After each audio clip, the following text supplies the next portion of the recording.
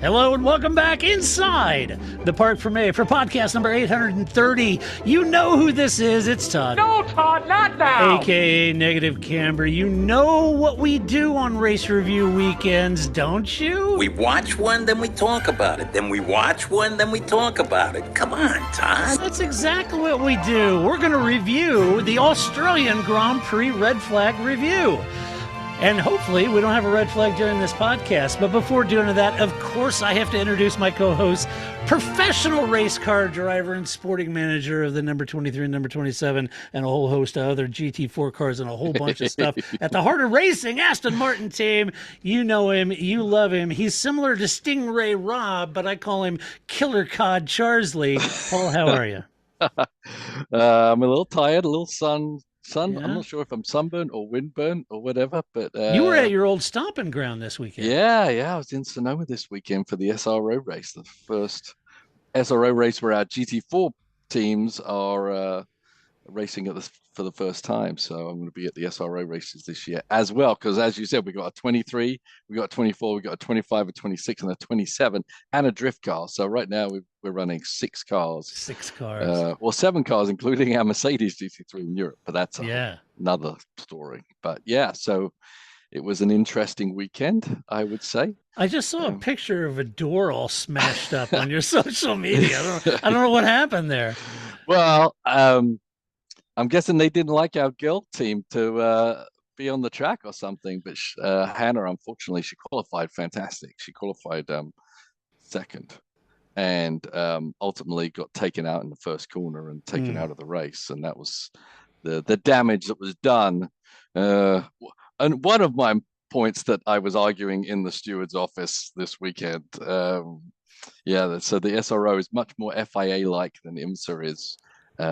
And I've got a lot of points of contention I have with them, and I was making them know, and it's not over yet. So yeah, one of our cars got over penalized, and one of our cars got taken out, and the person that did it, I'm going to name his name, Rob Farrell, who we used to race against in IMSA actually.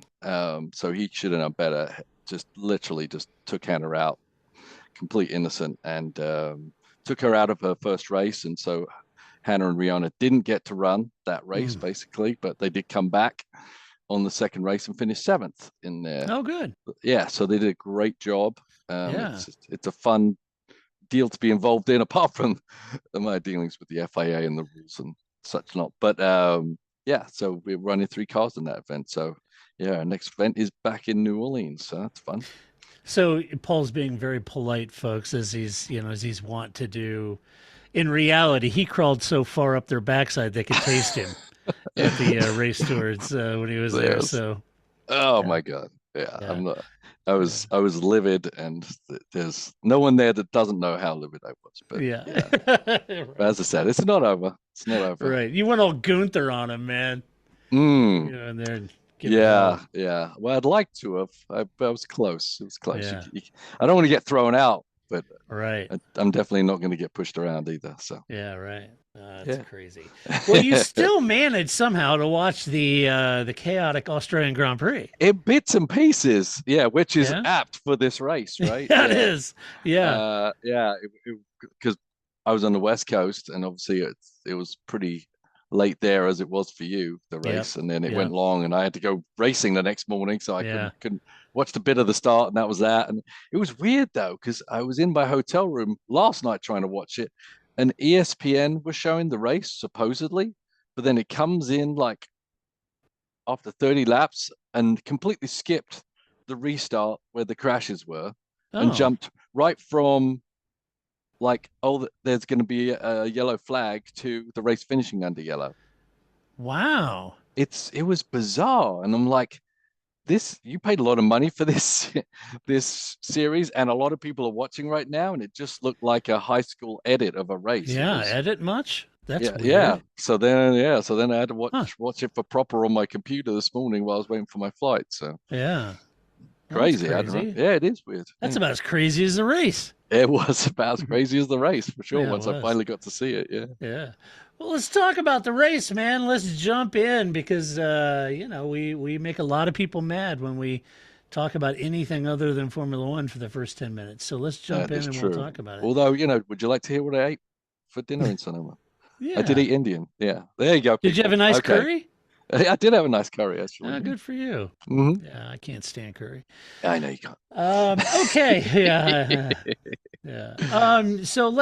So let's do, as we're wont to do on a race review, kind of start off with what I call the formation lap. Let's just get some of the talking points around Yep. this race out of the way. The first thing, ultimately, for most of you who've been watching Formula One for a while now, you'll know kind of how this race panned out and kind of why.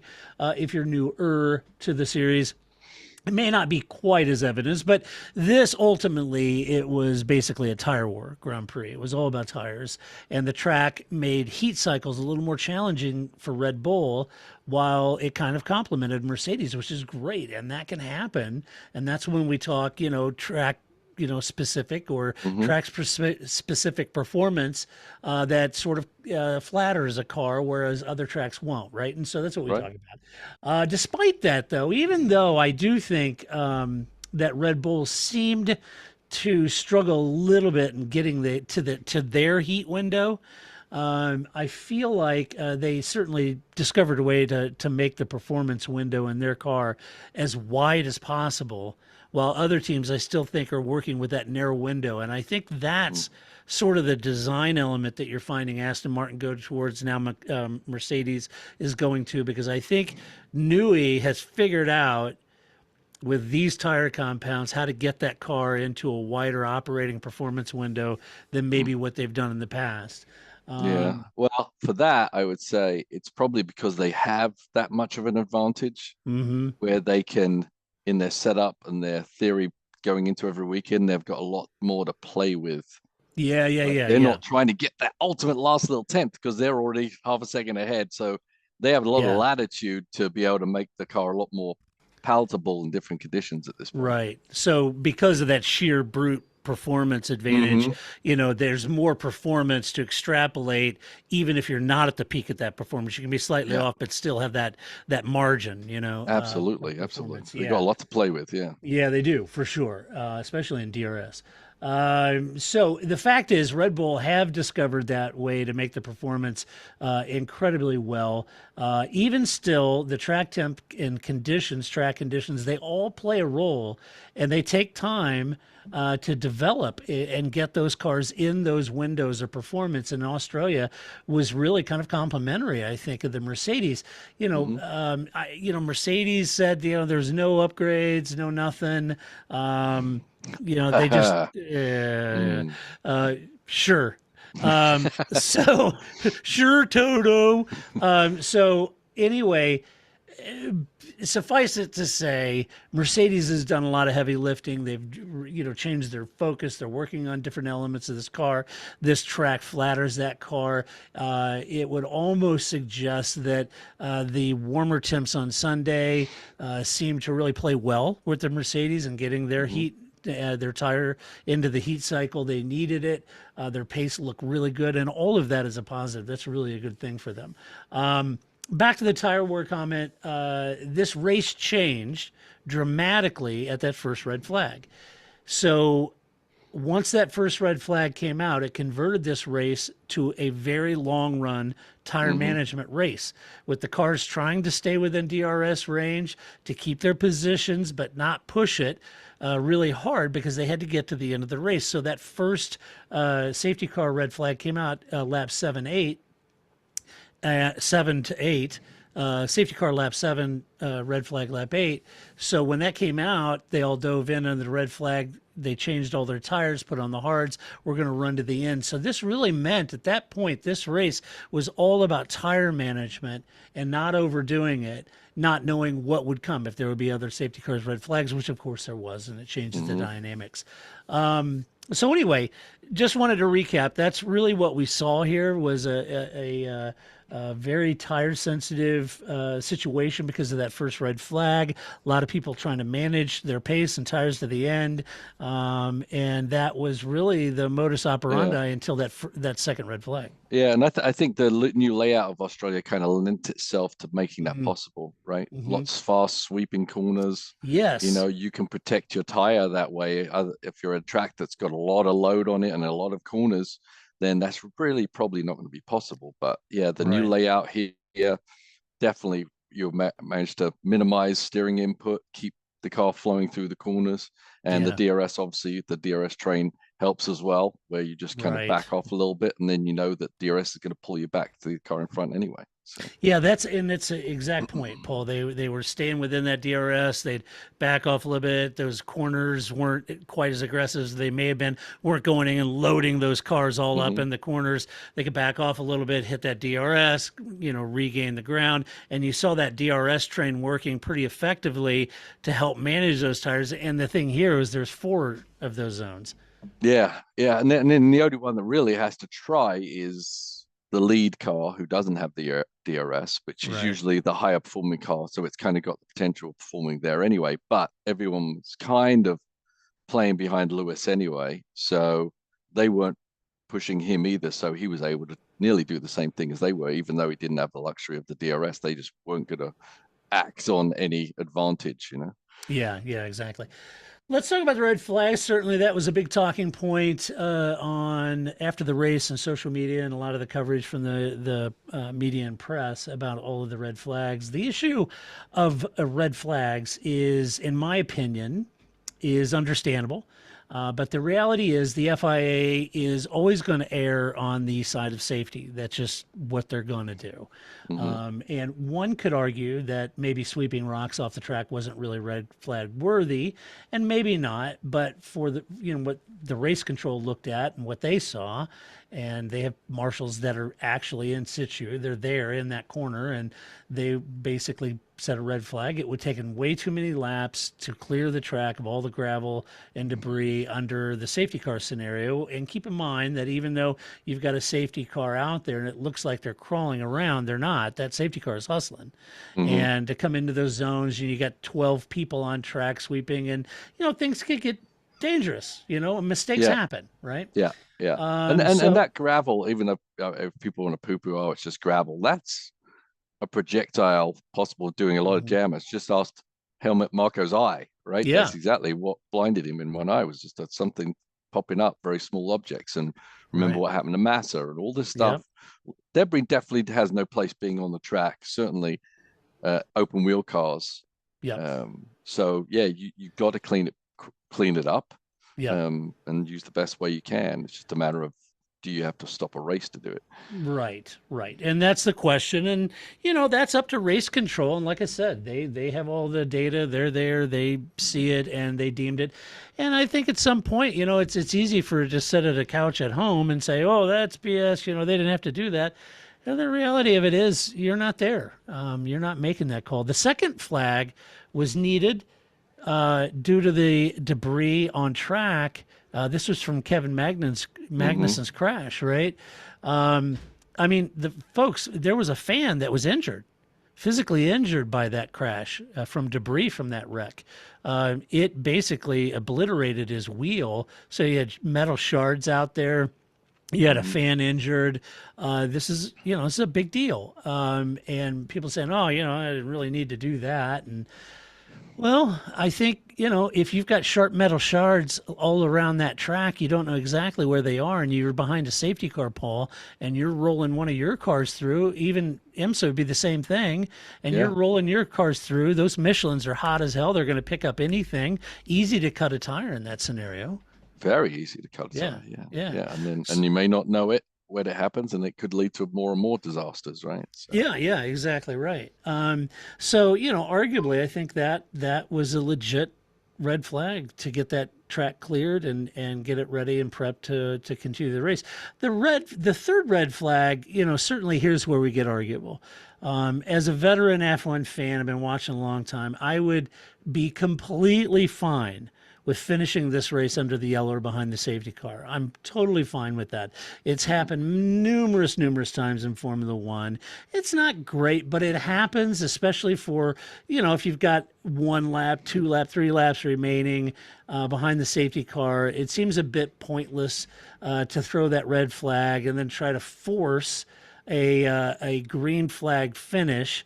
The point about trying to do that, this is the same mentality that begat the 2021 Abu Dhabi that made everyone so upset in trying to finish in green flag racing. And for me, Paul, there's people say, well, NASCAR seems to do it and IndyCar or whatever, but these are fixed fuels. So you can't just add an additional 5 laps onto a race or some random number, who knows what it is, because they're not fueled for that. And there's no refueling. And so then you've got that element in trying to finish. Formula One drivers aren't used to that green, white, checker NASCAR mentality, so you bunch them all up on a standing start. That's always going to get dodgy. It does at every race start. So, for me, Paul, they should have just called it after that. Yeah. No, I agree. Definitely, if they were going to restart, I definitely wouldn't have done the standing start for that finish. That's just opening you up for just absolute disaster, which is what we had. And just think about the cost of all the accident damage, especially to the Alpine team, just from trying to finish with this glory chase. And I mean, we all love a close finish and everything, but it comes a point where let's just not make a lampoon out of everything, and it's still a sport. Let's just finish it as a sport and not as a spectacle. Yeah. You bring up a really good point on this too, because it's a hypothetical. Let's just say 3 laps remaining, Magnussen crashes, the track's a mess, and they call the race, and it finishes behind the safety car or whatever under yellows, and they call the race with a couple laps left. People would have been upset. Oh, that sucks. Well, we just ran 55 or 56 laps of a really pretty exciting race, and okay, so the last 2 laps it's called. That would have had one fan reaction, but by trying to do what they did, now you're right. It starts to lampoon it. Now it's almost to gothic, humor at this point, and they shouldn't have done it. They should just called it. I mean, motorsport is kind of having a lot of that. I think as more eyes are on it, it's just they're trying to make it something every time, and it's just not possible, and it's not safe, and it's not reasonable. If people like Formula One, then they should definitely be able to accept that every finish isn't going to be 5 wide through the last turn. It's it's a lot more than that, and that's what the Drive to Survive showed, and that's where people got more interested, because of seeing what the whole sport is about, not just the last lap of the race. It's about getting there. It's about the people involved. It's about the technology. Exactly. And so if you're a real F1 fan, you would be, oh, that's a bummer. That's a bummer. But you would just move on and enjoy the race for what it was. Yeah. Because then this prompts the whole debacle on the restart, right? And the point about the reclassification from the final restarts makes sense as the final sector marker or the safety car line. Those can be chosen as the demarc points at which running order is established or determined. In the end, you can ask for, I saw a lot of people saying, well, that's crazy. They should, the first sector is quite a ways away. They should either use the safety car line or they should break sectors up into micro sectors. It's like, no. We're going to do micro sectors at this point. The rule is the first sector line. That's the rule. And you're unhappy because they didn't follow the rule? They did follow the rule. They have the choice. The stewards didn't feel like enough had transacted by the safety car line. They were looking at sector 1 line. That was the demarc. Didn't get to that. So they reclassified it, reverted it back to the starting place. I know it's frustrating and look, folks, I'm a Ferrari fan. I hate it for Carlos too, but the reality of it is, that happened, but those are the rules. You revert to the classification. Yeah. I mean, in general, I'm not a fan of the restarts, standing starts. Yeah. To the purity of it being a sport. It's like it's enough to bunch everyone back up. Yep. It's a whole nother thing to have everyone go side by side. Yeah. Yeah. It's Yeah. like it's a bridge too far for me, honestly.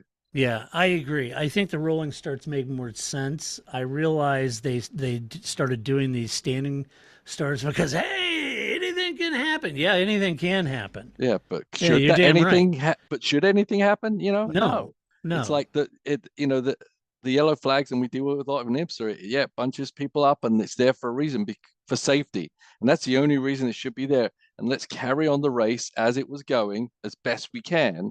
But when you throw that in there, it just becomes a bit, as I said, Yeah, a little bit loony. it does because at the end of the day, everybody said, "Well, you're just saying that because Max had bad starts and he may have had bad start in the last, and he didn't."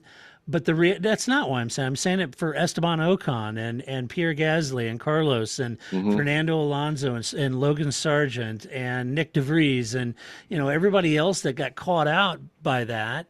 There's a lot of money lost by Hmm. trying to finish this silly end of that race that was effectively over. Hmm. So, look, if you don't like it, here's one thing I will concede, and I would say that if you're not happy with the hodgepodge or with the seeming sort of randomness and how long it took for teams to figure out what the FIA is going to do and was going, okay. There's a criticism I think that could be made there. It took them a half an hour to figure out what the heck they were going to do. I would suggest that FIA needs to be more programmatic in the way that they handle late race safety cars, late race red flags, late race sort of things. You could be a little more programmatic that if, within this laps, if there's 5 laps left and this happens, we're going to Hmm. call the race or we're going to do, and I think you could probably be a little more programmatic, maybe. But I often see why are the FIA's regulations so ambiguous? And I would tell you folks, the first thing I would tell you is I would highly recommend reading Max Mosley's autobiography. You can learn a tremendous. Now, look, it's not like I'm a huge fan of Max. Trust me, I had my criticism of Max plenty back in the day. Just go listen to the podcast. But you learn a lot about the FIA regulations and why they seem fairly wide. And it's because you cannot anticipate every possible eventuality in motorsport. And it's the same with you and IMSA, Paul. Yeah. It would be the exact same. You cannot anticipate every possible permutation of what might happen, right? Hmm. And it's difficult to do. So you write the best regulation sets you can. There is some subject for interpretation and, on site, on event type of interpretation. And you're trying to capture the majority of it. But anyway, I don't know. Maybe they could look at being a little programmatic about how they apply red flags and late race, cautions and stuff. Yeah. All right. Let's jump into the race. We're going to start off at the sharp end of the grid. We're going to start off with Red Bull, Sergio Perez, P5, Max Verstappen, P1. Max struggled with his launches, 2 of the 3 anyway, restarts. He lost the lead at the race start to both the Mercs, but in reality, Paul, I think he knew he had the pace. He was not too aggressive with Lewis or George on that opening lap, which surprised a few folks. I think a lot of folks thought, when Lewis was making that pass and pushed him out wide, I go, oh, Max is going to, just try to. They're ready for the Max and They were. Lewis show from 3 years ago, right? Yeah, exactly. But, Max, look, if you were wondering about Max, Max was driving like a guy leading the championship there, right? And who's won 2 championships now And and who's knows, won 2, right? knows what you need to do. Yes, Absolutely. right. Yeah. But it's very much how Lewis would drive in that approach too, right? Yeah. When Max was banging into him, right? Lewis is like, oh, wait a minute. So anyway, yeah, he fell behind them. He was patient, let him go by. George boxed out of the lead. This left Max behind Lewis. He just waited for the DRS. He knew he had that pace. Pounced on Lewis, took the lead, had 11-second lead at one point, even ran off track in a braking zone, chewed up a good portion of his lead, still had the lead and had things in hand, and then set about managing the tire, just managing that pace. But it was a good run nonetheless, and a good exercise in patience, Paul. Oh yeah, for sure. Yeah, I mean he's got he knows the potential of his car, and he knows that he doesn't need to do it all on lap one. He knows Right. the race is going to come to him. It's a great position to be as a driver, and it just honestly it just breeds more success Yeah. because you're not making those 50-50 decisions because you don't have to, and Right. because when you push a little bit hard, then mistakes make and things happen, and you end up not finishing races. And I can definitely see that's the change in Max, where he's just confident in the car and confident he's going to win this championship, and he knows he just needs to just keep bucketing those points. Yeah. Whether it's a win or it's not a win, it's not going to be as important to him now as that he's just going to get those points and he's going to win this championship before the end of the year. Yeah, it's a great point, Paul, that driver mindset. Hmm. George, absolutely nothing to lose. He's going to chuck it in at turn 3, period. Yeah. That's going to happen. Got nothing to lose, right? And he's banking on Max has a lot to lose and is going to give him room, which he did, right? Yep. And so that mentality, but in to your point, Max doesn't maybe need to brake so late, doesn't need to make that 50-50 call, trying to dive down and dive bomb somebody on the inside, Yep. doesn't need to get super aggressive. It changes your pace, your outlook, your focus when you've got that Yeah. confidence and pace of the car. They got the jump on him, but I'm sure in his mind he's like, well, you got on the jump on me in this race, but pretty much most of the other races I'm going to be on pole and no one's going to get a sniff at me. Right. So whatever. Right. Whatever. Yeah, that's exactly right. Sergio had a lot more work to do, Paul. He looked to be similar to George in getting the rug pulled out from underneath him. He boxed early Yeah. at that safety car. It was going to go a long way. Then the red flag came out. That pretty much neutered that race. However, I gotta say, Sergio put in a fantastic recovery drive all the way back up to 5th, which is quite a departure, Paul, from everything leading up to that race. The whole Friday sliding off the track, in multiple corners, struggling with the brakes and the weird stuff that was going on. He was saying there's something wrong with the car. He just couldn't stay on the track. It was really strange. The team were keen to say, not really seeing a lot in the data as to why that was happening, but clearly, in my mind, something changed. And whether it was something in the car that changed or Checo's head, because he didn't have any of those issues come Yeah. Sunday.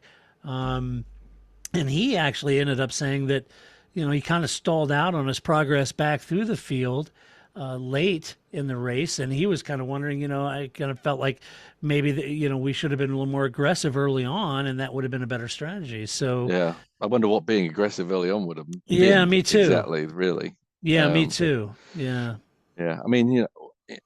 Obviously he'd had 2 steps forwards and 3 steps back when he did that pit stop and had to do it all over again. And even though the Red Bull's a fast car, you've he also had that tire wear issue that he had to manage.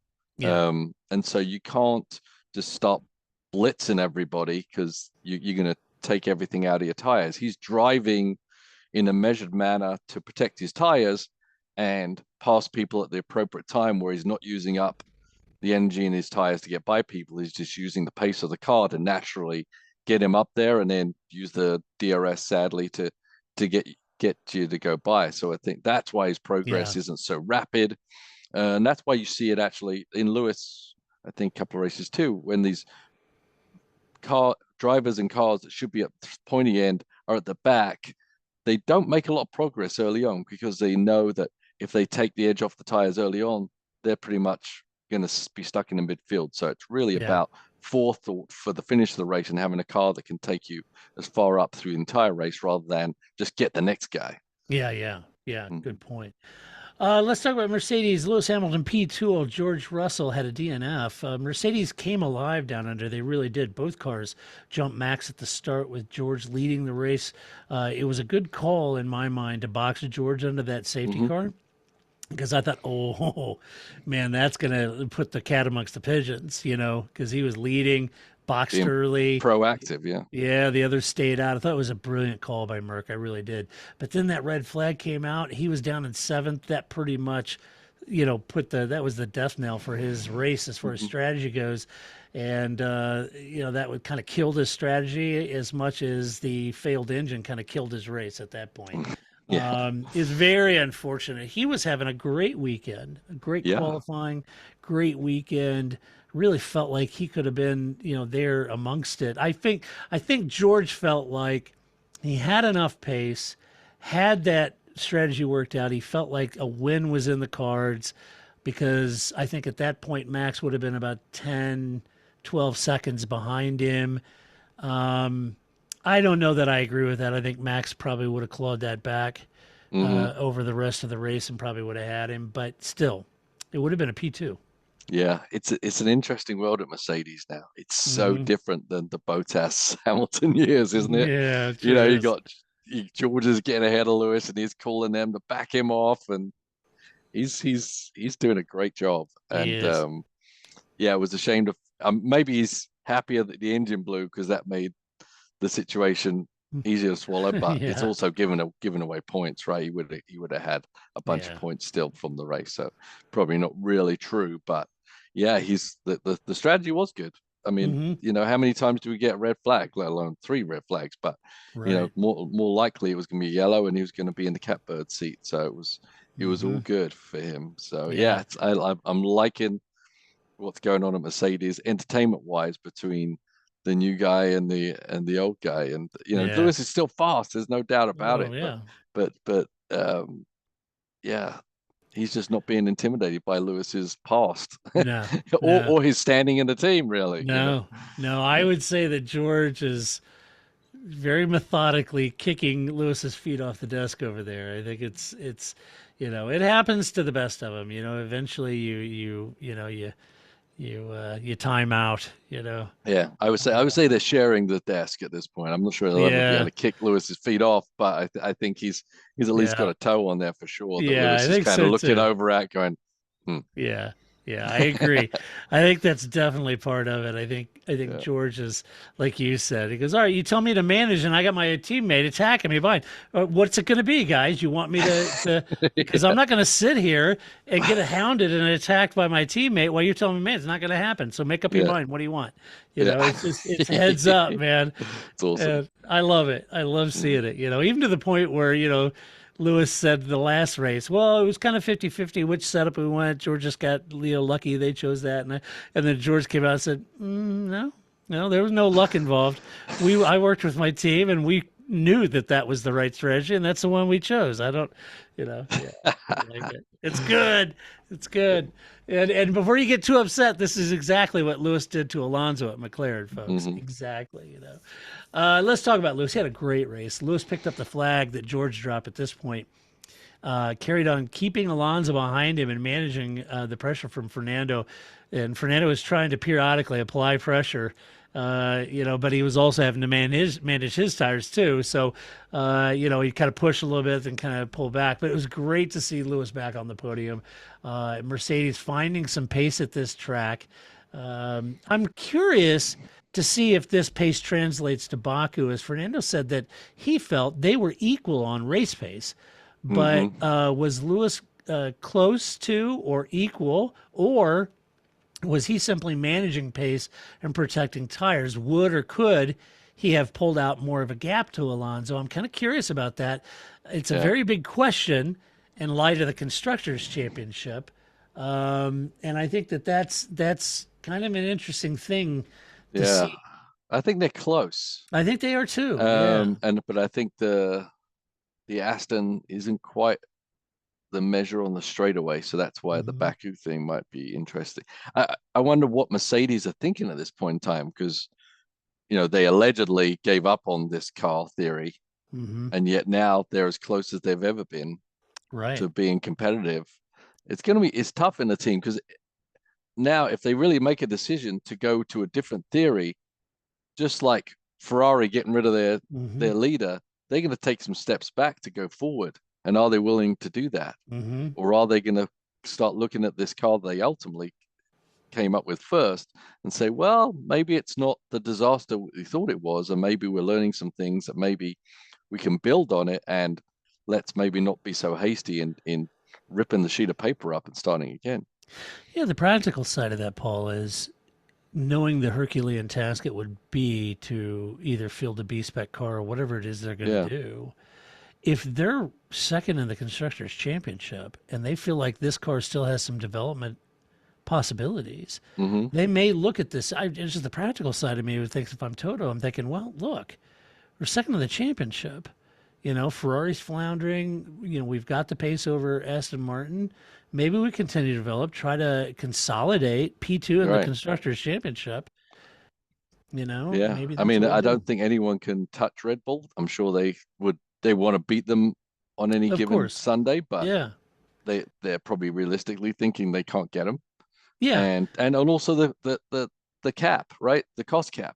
Right. If you throw all your eggs into a new basket, then you're really hurting what you're going to get next year. Would it be better to take this car that is pretty decent at this point, maybe surprising themselves, but pretty decent at this point, and then use those extra funds for their concept to evolve for next year? Yeah.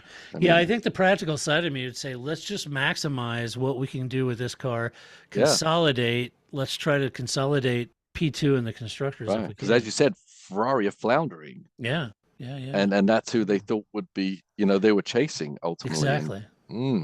Yeah, tough. Exactly. Yeah. So, some light at the end of the tunnel there for Mercedes. It's good to see. It's good to see them back fighting and not floundering in the back. I've seen a lot of folks saying that the team was treating Lewis poorly as there was no one there in Parc Fermé to celebrate with him. But just a clarification, I had read, I could be wrong, but I had read, so understand that there was an actual breach in security of the track.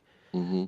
So as cool as it is, I don't know exactly what's going on, but it's my understanding that the crowd had breached the fences and they were all over the track, and the teams were actually in their garages protecting a lot of their gear just in case. So that may be an explanation of why they weren't down there with Lewis. I think they were as happy for Lewis as anyone could be. Oh, absolutely. Yeah. And Toto was there smiling at the podium ceremony. So I don't think there was anything untoward about Lewis. And I know that I saw videos of fans ripping FIA timing sensors off of the fences. They were literally stealing very expensive gear. And I don't know. Wait a minute, Australia. Paul and I are huge fans, but what is up with that? I mean, it's a wonderful nation full of some of the world's best F1 fans. What happened? I mean, they had 450,000 people over the weekend. Well, that's what happened, right? The mass mentality and a few extra Fosters. Yeah. It's always going to happen. I mean, I remember, like Le Mans was one notorious race, and I think there's a few others in the calendar. Even in F1, I think Steve Match will tell you a couple of stories about, when the fans come on, like Italy or something like that. You shut down the doors, and it's like you're waiting for a tornado or a hurricane to come through. Because if there's a peak, you have to leave a man behind. It's like, sorry, man, we shut the door. Fend for yourself. We'll see you on the other side. But they can be ferocious, and you can lose a lot of stuff very quickly if you don't shut down pretty quick. Maybe they just had 100,000 too many of the not so savory fans. I don't know. There's a lot of fans that were in Spain that time or wherever. Yeah. No, Holland. Yeah. They made the track out there. I mean, it happens. You remember in Sao Paulo, Williams had all their laptops stolen and a bunch of gear. And that was bad. So anyway, come on, Australia. You're better than that. I got faith in you. Let's talk about Aston Martin. Lance Stroll, P4, Fernando Alonso, P3. Both cars benefited from the red flag, which moved them up in the order as they had lost out at the start. So that issue was mitigated by the red flag. They benefited. Fernando hounded Lewis for much of the race. Couldn't make any dent, really, and then ended up complimenting Lewis on, he said he just drove like a champion, which he is.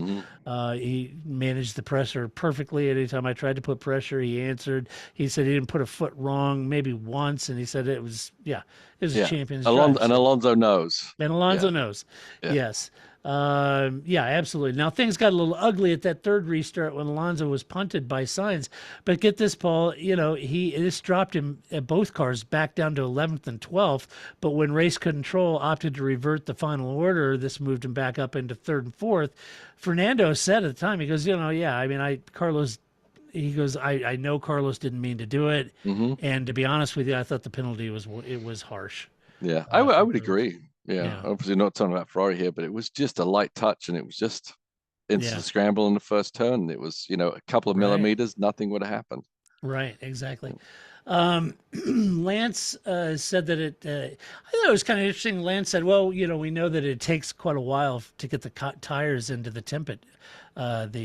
tire temperatures into the optimum. So, um, interesting mental note on that one. And Fernando said that he had, this is the same. I already said this. He had similar race pace to the Merc. And so he said that what they really need to do is focus on qualifying because he reckons if they can get ahead of the Mercs in qualifying, Mercs are going to have a harder time getting around them Right. Based on their race pace. Yep. Yeah. So we'll I would see. agree. Yeah. Yeah, I mean, you always want to work on qualifying. Qualifying Yeah. is very important in Formula One, but Especially at Monaco. Yeah. yeah. What does he want? He's got like 3 podiums. He won it all or something? I Hell, know. What do you come on, want? Fernando. Man, I agree. Be reasonable. All right. I'm wearing my McLaren shirt. You ready to talk about McLaren? I'm Yeah, wearing this sure. for you, Zach. See, I got the papaya. It says McLaren on the back. Got Lando's number on the back there. Yeah. Let's see. Lando Norris P6, Oscar Piastri in P8. Now, Paul, Yes. let's be realistic here, shall we?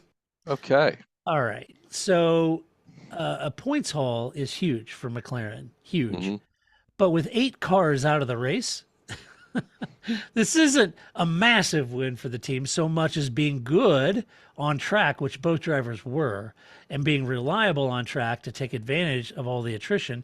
And to be fair to them, that's part of F1. You got to be there. And they were. But still woefully off the pace. Lando held off the recovering Perez mid race, which I thought Yeah. was good. Well, Crofty was like the best driving he'd ever seen in his life. Wasn't it just? It's like, what are you doing? What? It's like, oh my God, look at Norris. It's unbelievable what he's doing right now. It's I like, know. okay, all right. Yes. Calm down. Calm down. I know. Yeah. It's like, well, wait a minute. It's like, oh my gosh. Yeah. He was pretty animated about that. Now He was, but yeah, as we talked about, Perez was just measuring his drive. He could have had Norris. He was just doing it at the appropriate time, not to take any tire out. Wasn't right. Mhm. Let's see. Oscar had some good tussles mid race. Kind of muscled his way forward into the points. I thought that was good. And Paul scored his first points in F1 his home race. And I thought that was great. Nice. That is nice. I haven't figured him out yet. I don't know I about haven't you. either. Yeah, my jury's out. Yeah, it's 3 races in. Obviously, not a lot of races in. Race has been a bit weird, I think, at this point. So yeah, I'm not sure how I can measure him right now against Lando, but or all the rest of the field. So yeah, I mean he's incredibly highly rated highly rated. as absolute future champion, and I have no reason to doubt that. But it has been interesting. Right now, I think he's doing fine. I think he's getting his sea legs. I think he's if you measured him against, Nick DeVries, right, or Joe Guan in his rookie season, or Yuki, or I think Oscar's doing really well. He's running thereabouts. The first race, it looked really good compared to Lando. So yeah, I agree with you. My jury's out, but I think he's doing a good job. Period. Yep. Let's talk about Haas. Nico Hulkenberg, P7, great race. Kevin Magnus in the DNF. Kevin's race really ended and basically caused that last red flag. His right wheel destroyed, tire lying in the middle of the racetrack. That was not good. There was debris from the crash, as I mentioned. Did you see an explanation as to what happened? No, I even read his comments post race, and he said, "Yeah, he had clipped the wall, blah blah blah," and I didn't quite understand. It looked like at first I was wondering because the camera angles weren't that definitive, and I didn't go back and look at his onboard to see if he had snap oversteer that he was trying to catch or what it was. It looked like he just seemed to run out, and I didn't almost like he lost concentration and ran wide. I wanted to go back and look because it looked like there might have been something on the other side of the car that didn't look quite right.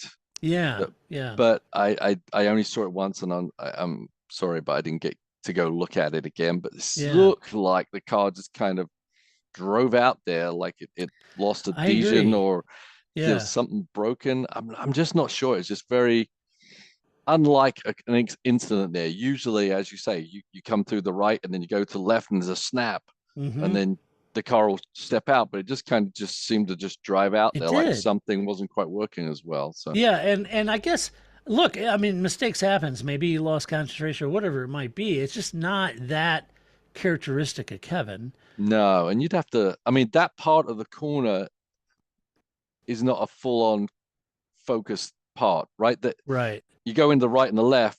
After you've gone back to left, your kind of job's nearly is done. You're just kind of riding out. So that it's lack of conversation. I'm not really buying that. Yeah. If it was someone said the sun was in his eyes, I don't know. But Yeah. yeah, I'm more inclined to think something wasn't quite right with the car. But I haven't heard That's the first thing I thought of. Because when I saw what replays they did show, I thought, yeah, it's not very Kevin just to kind of drive out anything. wide and hit a wall. It just Yeah, something doesn't make sense yeah. there. So anyway, but that ended his race. He struggled most of the day towards the back, then hit the wall his race over. But Nico was running the points all day long. A great run for him that briefly looked like he could be in fourth had the steward not reverted the running order for that final lap. But as it was, he should be happy. The team was not happy with reverting that running order. They said that they protested it, said that they should have used the safety car line, of course, and that would have reclassified Nico up into fourth. Right. But they were denied. The racers, no, we're going to stick Right. with the As you rules. said, that was the rule, right? The So, rule. We're going to go with yeah. sector one. That's what we're going to do. Regardless, look, the points, have Haas in P7 of the constructors. It's a good thing. And I would say, Paul, it's starting to suggest that Gunther made the right decision. I think Nico's doing a pretty damn good job. I think he's doing a hell of a job. Yeah. Yeah. I mean, obviously they came with a fairly decent car too. Yeah. But Hulk, yeah, I mean, the super sub himself now is Yeah. coming back. I don't think he's lost any of that touch. It's fun to see him fighting it out. I mean, he's quietly impressive. Yeah, he This is. Hulkenberg. That's what I liked about him when he was there. No, he just, he would have some unforced errors that would make you scratch your head about, but he is quietly impressive. I like that about him. Yeah. And it's what I liked about Nick Heidfeld too. Just quietly impressive. In You and his run. mom. Me and his mom. We're the two members of the Nick Heidfeld fan club. But and the point also here is he's not up against a chump. I mean, Kevin No. Magnussen knows how to hustle a car, so he's does. got a pretty tall measuring stick there too, and he's doing well. Yeah. Let's talk about Alfa Romeo. Valtteri Bottas P11, Zhou Guanyu P9. Bottas stopped under the initial safety car. That screwed him just like it did with George. Has dropped into the back. Fought his way back up to 11th. As events folded, the attrition started to happen in front of them. The duo made it all the way back up. And then, very much like Nico, had they not reverted, they'd have been well into the points. But as it was, they reverted, dropped him back. Joe clung to P9, so he held on for a couple of points. Very good.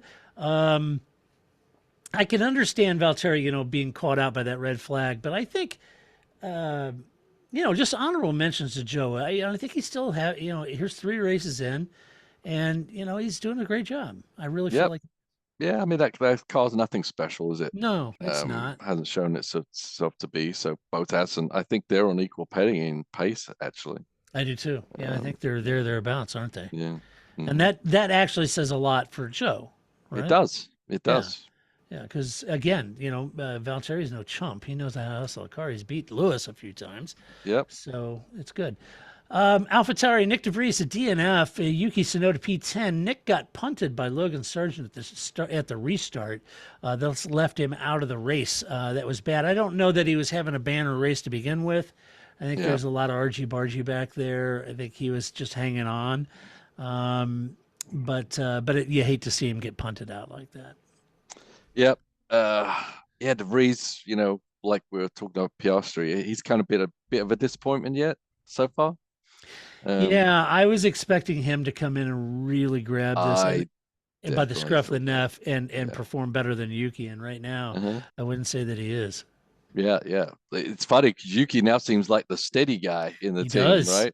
I think it's going to change when they go to Europe. I really do. Still, Yeah. I'm going to hold on to what I said at the beginning of the season is kick Yeah. Yuki's ass, but it's not as definitive as I imagined it would be for sure. No, I was wrong on that too. I thought he would be more on top of it than he has been Hmm. and be already, leading this team. But to Yuki's credit, he's not. Yeah. Yuki struggled getting heat in his tires for much of the race. Did have some good passes, managed to claw his way back into the top 10 for a point. They just couldn't get the cars hooked up really to push and or really defend when they wanted to. So DR is playing a pretty heavy role there. There were a few cars that couldn't really mount an attack when in DRS too, which I noticed. Yeah. And a lot of cars in DRS, they'd hit DRS and really couldn't mount an attack. So Yeah. They could it just was, hang on. yeah, they could just kind of hang on, and there was 4 zones, and it was a combination of a few things that were a little strange. So, but anyway, that was Yuki's race. Let's talk about Ferrari. Yes, or now I have a new one. No, it cannot be, Ricky. No, Ricky. No, Ricky, it cannot be. No, it cannot be, Ricky. No. No. This pains let me this as a happen. Ferrari fan to say this. You have Charles Leclerc, DNF, Carlos Sainz down to P12. Charles was battling on the first lap, got tapped by Stroll, which left him out of the race. Now, it was deemed a racing incident. I'm going to try to be realistic here, even though I'm a Ferrari fan. I'm going to try to be realistic and take my fanboy hat off. I kind of feel like maybe that was an avoidable situation for Charles. Yeah, absolutely. You know? Yep. Yeah, as they think they said on the broadcast. One of the broadcasts I was watching was, you can't expect Lance to disappear, and No, he couldn't. You he got to couldn't. have that awareness. It's tough at the start. Formula One cars hard to see, but I would definitely think it wasn't an error by Lance. So therefore, you have to lean on Charles for making the error. Yeah, it wasn't really on, was it? No, not really. No. I mean, it was on to be outside there, but not when he started Yeah. coming over. You just he He didn't may have have kind of room. had to There bail wasn't out. a room. Yeah, Yeah. Yeah. right out the So, inside on the grass, whatever. But yeah, there yeah. wasn't enough room to come back over. Yeah. Carlos stopped before the first red flag, thus lost a lot of positions, but he fought his way back through the field. I got to be honest with you, he was flying. In that mid segment, Carlos was on it. He was setting lap times equal with Max, at that point. And I thought, whoa, I mean, Carlos could get back up to the podium here. Yeah, And unfortunately, that second restart, he tapped Alonso. This left him a 5-second penalty, which dropped him to the back and out of the points, which prompted the no, it can't be, Ricky. Just a brutal weekend for Ferrari, that making was. the entire race pointless, both figuratively and literally. Yeah, Brutal. yeah. I guess they come out of it knowing, as you said, Sainz actually had some pace, but He did. little else to glean from the whole weekend Yeah. at all. So Yeah, very bad. Alpine, Pierre Gasly, this is even worse. Pierre Gasly at DNF, Esteban Ocon DNF. Gasly was having a terrific race, battling with Alonso and Sainz, keeping Stroll behind him, running in 5th place, Paul. Terrific. And conversely, at the same time, Ocon made his way all the way up to 10th, was looking to score points. You're going to have both Alpines, both look competitive, especially in the hands of Pierre Gasly. But that last restart saw Gasly go off, come back on track, move right into the path of his teammate. Now, I went back and looked at this one, and to be fair, watching the onboard camera, he was clearly looking at his left side mirror. There's no doubt about it. He wasn't looking in his right side mirror, and that's where Ocon was. right. Now, you could definitely argue, I think, with some merit that he needed to know, look, you just ran off. You're coming back on track. You're a lot slower than the cars behind you. You got to be looking both ways, and you got to be heads up, right? Yeah. And I yeah. guess that's a fair criticism, but, one could also say, okay, Ocon could have checked up a little bit, maybe. Who knows? But at this point, we're micromanaging 2 drivers in the terms of milliseconds, right? Yeah, I mean yes, absolutely. But looking in your left mirror isn't an excuse for hitting someone on the right. Yeah. when those situations come across and you're not fully aware of where everyone is, you stay in your lane. Hold your line.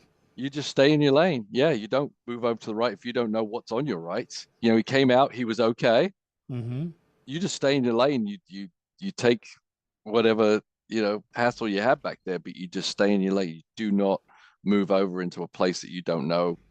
Spatial awareness, especially a start when anyone could be anywhere. Right. So I got to pin that on Gasly. Yeah, I feel like and if I you think had it's a to lay shame. blame, I think it it's a would damn be. shame because I think he had a fantastic Oh race. yeah. Exactly what Alpine wanted out of him, Yeah. except for the end. The upside of this for Alpine fans is they had some serious pace here. Mhm. They were looking both really good. And if this translates to Baku and other tracks here going forward, means Yeah. that Alpine is making the right progress to take that fight, to the championship and the constructors.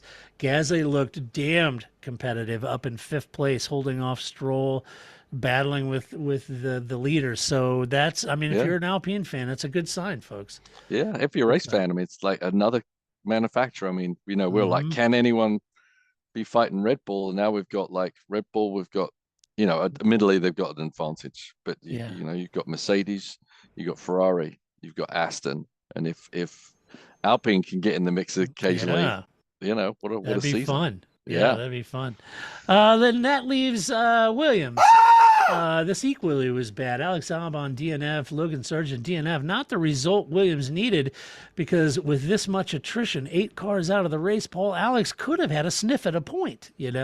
Or points. He could have been mid. Yeah. Yeah, Absolutely. and Alex, he caused that first red flag when he went off and hit the wall. That was kind of strange. Threw a lot of gravel back on the track. But yeah, that was unfortunate because it felt like he was having a great weekend, great qualifying. Oh yeah, stunning. That car's trimmed out for those high speed. It just seemed like they were going to do well. And then equally, Sargent took DeVries out that restart. That was a bad day in the office for the team. Period, Paul.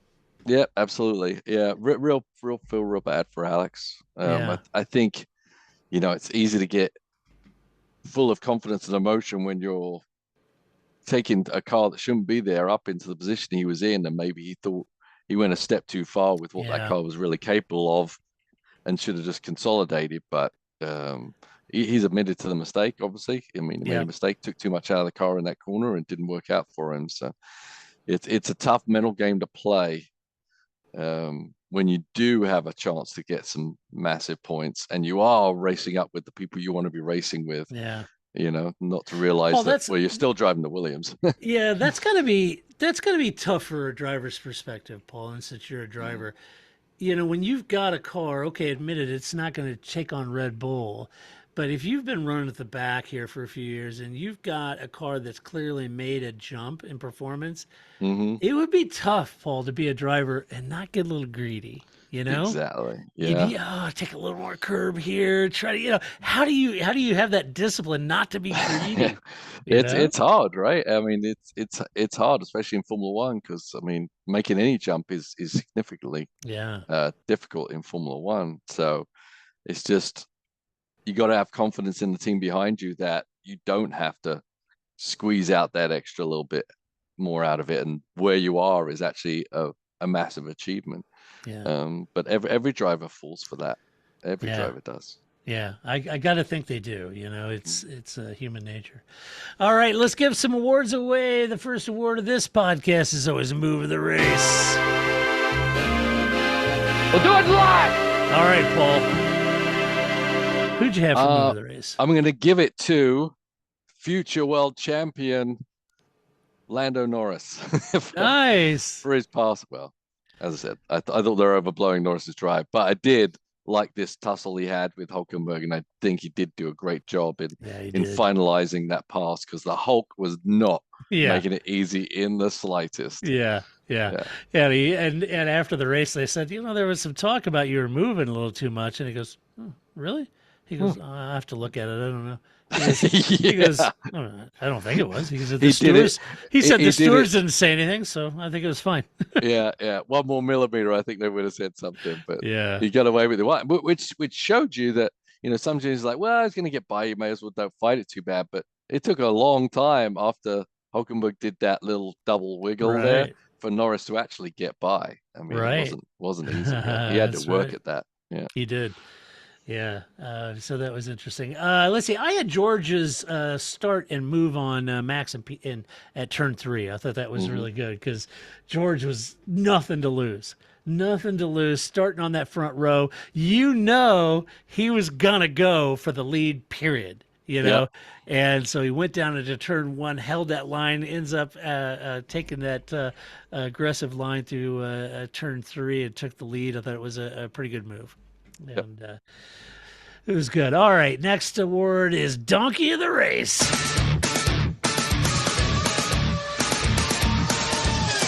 All right, Paul. I'm not picking on anybody in particular. Yeah. Because everyone's guilty. But I'm just gonna say restarts in general at this race were just a hell of a mess. They caused chaos, mayhem for everybody. I'm not blaming the FIA, I'm not blaming the drivers. I'm not blaming anybody except I'm blaming everybody that it was just a bad state of affairs, should we say, these standing start restarts, and should be abolished. Get rid of them all. I know. Send them to Australia.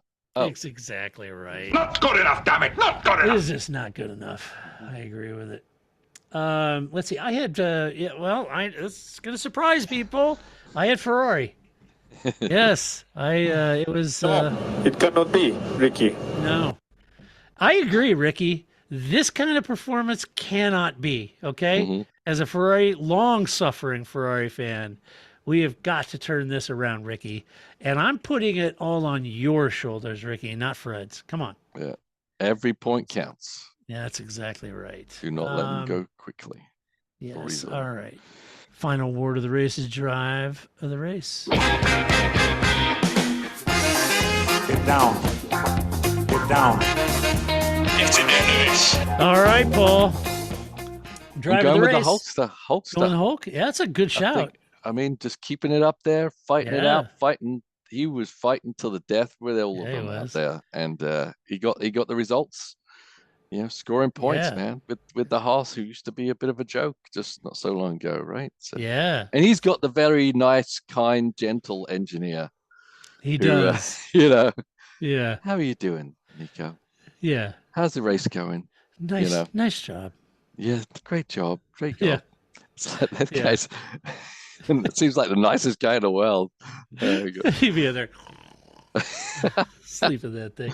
No, that's a good shout. That's a great drive of the race. I picked Sergio Perez. I thought he had a really good recovery drive from the pit lane, no less. I thought driving all the way back was good on him. I was glad to see he didn't have all those braking issues he was having on Friday, Saturday. So good on him. That was a good run all the way back up to P5. So that's who I picked.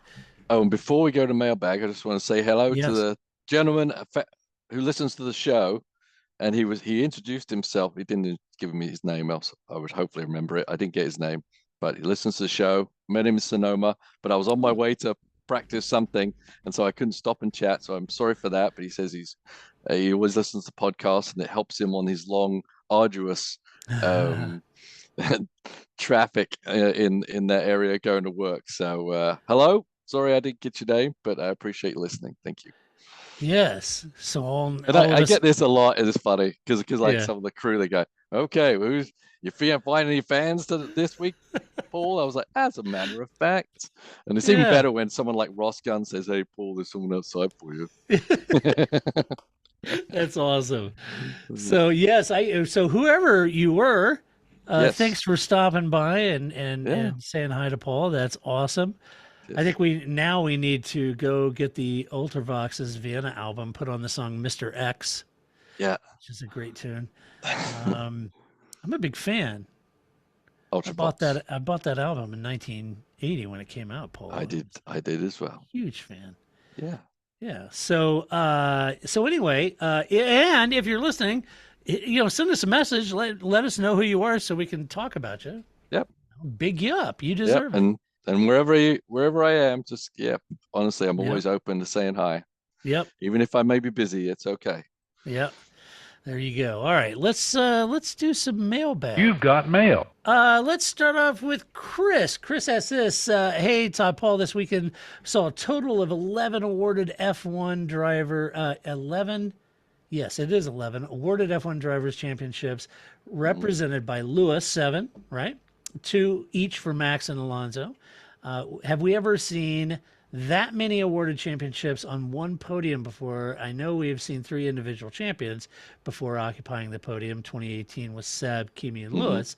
Yet they didn't have 11 total championships between them. And he also, do you like the midnight start time for the races, Central Time here in the U.S., which is where I and Paul live? He says, I do. It leaves entire Sunday free. He said, thanks for your time and much love from a Patreon supporter. Well, Chris, thank you so much, a fellow Missouri boy. That's exactly right, Paul. He's from Missouri, where they're all known to be killers of innocent men, women, and children. You know, shoe fits, dude. Shoe fits. That's what I heard. That's why I left. That's exactly right. That's why you left. Yes.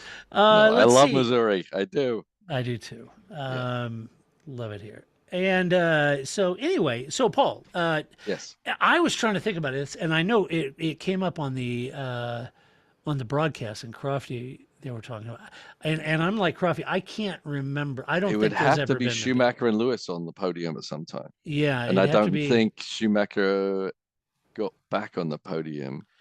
I don't after know. Lewis had won a few. Yeah, it'd have to have been Schumacher, but Schumacher and anyone else pre-Lewis. I think this was the most. I can't think of anything. It's got to be. It's got to be. Yeah, you could have Schumacher and Hakkinen maybe.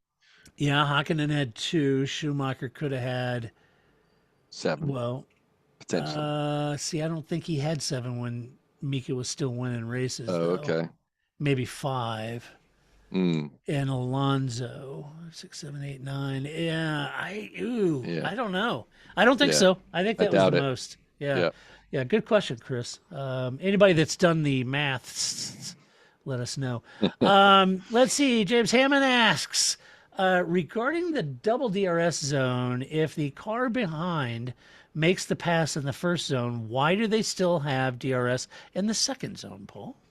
Because of the detection zone, right? The first detection zone works for both. And both. Maybe it shouldn't. I agree with him. Yeah. You know, if the pass is made, then you know that's the only way to obliterate that is doing away with DRS. Thank you, or having the second detection zone being before the second detection area. So and I'm doing a visual for you, James, on the YouTube version of this podcast. But you have a detection zone, and then there's 2 DRS zones in that single detection zone. Right. So if you go over and you are the second car over that detection line, then for the next 2 DRS zones, you can use DRS. Right. That's how they do that. Yeah. And I think the theory is the first DRS zone gets you close, the second DRS zone gets you by. But they get it wrong every time. So especially in the hands of Red Bull now. Yeah. They get you the first zone. Let's see. Steve asks, is Charles still, quote, the guy? To me, it seems he still has the odd mistakes that can't be put on the team. But if not Charles, who? That's even a bigger question. That is a bigger question. I mean, I'd agree, and we talked about this pre-season, that what does Ferrari need to do? Not make mistakes, but also alongside that, equally, Charles needs to stop making mistakes. But we saw another mistake. Those unforced errors. You know, is he at this point shouldn't be making those? Nope. And that's not what you're going to see from Lewis, not what you're going to see from Max at this point, right? No. And or Alonso for that matter. And that's who he has to beat. Yes. So that there's no place for it, Charles, I'm afraid. Now, who would it be? That's a tough one. That's when you start looking at the Landos. I mean, are you talking about like Russell moving to Ferrari? You know, or you're talking about someone that's not in a front-running car coming from Ready, and I'm just not sure. A lot of people might think, well, you know, Lewis's contract up. Maybe he could go to Ferrari. Would you get those errors with Lewis? No, I don't think you would. No. But I don't, because, you know, Lewis, you know, he had a couple bobbles with Albon, but by and large, Lewis doesn't make those errors either. No, he doesn't, Um, and I just don't see him going to Ferrari anyway. I I think there don't. was a I point don't he think could have, Ferrari. but I not think now. so too. I don't know if I'm Ferrari, and I'm just speculating here. Hmm. I don't know that Ferrari need Lewis at this point. They've got bigger issues, and paying Lewis kind of money, I don't know that benefits Ferrari at this point. Yeah, I'm not sure it wouldn't though. I mean, I think, but I just don't see it happening. I Yeah, think still Lewis would be probably a better step than Charles right now, as Charles is right now. Charles needs to fix himself. yeah, I think Charles has speed. That you wouldn't need Lewis there if you just needed the speed, but right. you need the complete package, and The whole Charles package. still isn't the complete package yet, which, Yeah, as you which say, is Lewis is. yeah, yeah, and And Charles has even if been, Lewis is on the backside of his career, he still has all that racecraft and all that. But yeah, I don't know. I wouldn't see it happening. But hey, stranger things have happened. but if Charles is out for some reason, he's out for a race, who would you put in his seat? If you I could pluck people from the grid, not obviously from Mercedes or Red Bull. Yeah, if it was me and I was Fred Vasseur, I'd go get George. Right. But if Um, you couldn't get George though, right? if I So couldn't get I think if George, you're Ferrari, you could probably pluck someone from midfield back or someone from ooh, outside. ooh, Mm-hmm. that's a tough one. Because Um, their reserve driver is Jonathan Schwartzman. Schwartzman, yeah, Yeah, that would be right. a tough one, right? That'd be a tough one. That would be a tough one. So I don't know. Go roll the dice with Mick Schumacher again. You could, uh, yeah, I don't know, man. I'd try to go buy out Lando. Uh, Yeah, you I would know, actually think oh, Bottas would actually be the guy. Bottas. I Yeah, think. I mean, I'm not saying he's a replacement for Charles in general, but if Charles wasn't driving, it'd be a natural deal because he's driving a Ferrari engine right now. But I would think he would be the most logical step for Ferrari to yeah, put him in there. Experience, we know he's got speed, as you said. He's been able to match right. Lewis on But a he's good got a day. contract. He's going to be there for a couple more years. So Yeah. maybe Perez. Yeah, I could. Mm. Yeah, I don't know. Good question. Yeah, That's a really good we're sitting here question. forever talking about that, I guess. Yeah, I Yeah, could. Yeah, we could. We could. yeah. Yeah, I was sit and speculate for a long time on that one. It's a head scratcher, right? Hmm. Let's see. And finally, Vince asks, thinking about tweaks to the red flag rules to avoid the kind of miserable finish to the Australian Grand Prix, what if, like in soccer slash football, time slash laps are added to the race per each red flag, and perhaps a sip of fuel to go with new tires while in the pit lane under red? I accept that these red flags were done out of an abundance of caution with driver safety in mind. Also, it seemed like they should never have been standing starts, which comports Vince with what Paul and I both feel. Certainly, Hmm. that last one shouldn't have been. Yeah. Yeah, I agree. What do you think of? I think it's going to be tough. How much fuel do you allow? The teams, do you have to regulate how much fuel they put in to make it an additional 5 laps? Yeah. Maybe you And don't how need. easy is it? It's not easy to put fuel in a Formula One car. No, That's it's why they not. don't short fuel in qualifying and come in and put more fuel in. It's not like it's Right. illegal to refuel in a session. It's just too It's all locked complicated and up. too timely, right? So they'd Yeah. all have to go back into their garages. It would just be a nightmare to refuel, unfortunately. Plus, I think the teams would squawk at it because every lap is a lap on the engine, is a lap on the Yeah. parts that they're. I know it seems silly, but heard all the squawking about the sprint races and this and that. But Right. every mileage on these cars is expensive, and in Yep. a race, you're taking everything to the max. So I think they would just squawk at that anyway. I think so too. Hmm. I think the race should finish when the race finishes. Yeah, And if you can't make it happen, then it finishes behind safety car or under yellows or red flag. And it's unfortunate. yeah, Sucks, but it is what it is. yeah. Yep. All right. Well, that does it for this race. Paul, you have a little bit of a hiatus. We don't race again until the end of April. Really? Yeah. Well, I don't have a hiatus. I have a hiatus before No, the you don't. podcast, I guess. I got several races to go before Yes, that you point. do. Yeah. Yes, you do. What's up next for you? Long Beach. Long Beach. I love Long Beach. Long Beach is a good track. It's like the negative of the endurance races. It's the shortest Yeah. race of the year. It's all about speed and all Yeah. about quick pit stop. And the event is great. If you're in the California, it's an event, which is, I love it when you're not just at a race, you're at an event, and the race is what everyone is coming for. It's just good. It's awesome. Yeah. Yeah. So if all your listeners out in the California area, if you're going to Long Beach, be sure to go hit Paul up. Yep. And everyone should do a selfie with you. Hold the phone out and do That's right. do a Paul do a Paul. He actually selfie. does exist. Yeah. Yeah. There's Paul. Yeah. I'm with Paul.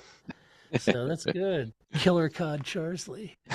Hello, God. That's funny. Anyway, all right. Hey, look, huge thank you to our Patreon supporters. As always, if you like the podcast, go over to Apple Music, give us a nice rating over there or wherever you listen to your podcast, and spread the love. Share it with friends. Tell everyone about it.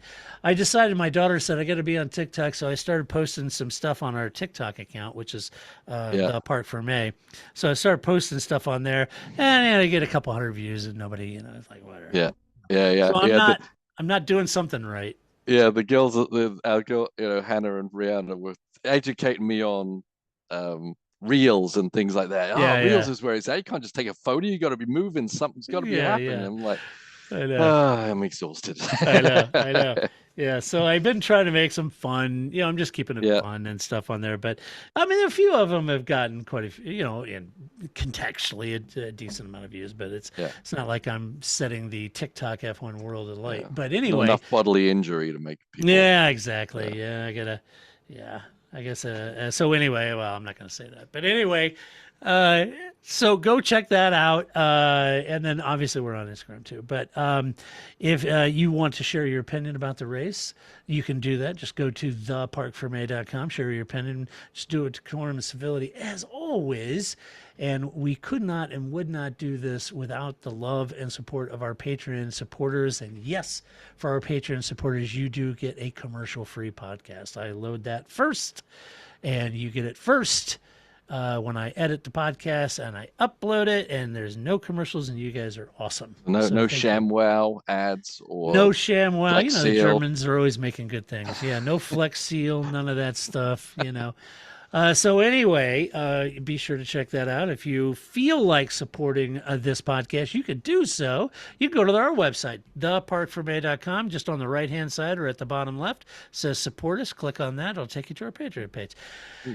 So with that all being said, we will be back next week. We'll go try to find Grace, and I'm sure Grace and I'll talk about the Argentinian Grand Prix and Paco Banaya and all that craziness down there in MotoGP, and that'll drive you all nuts because this is a Formula One website and podcast. So anyway, all right, Paul, thank you so much for hustling home from Sonoma to do this podcast.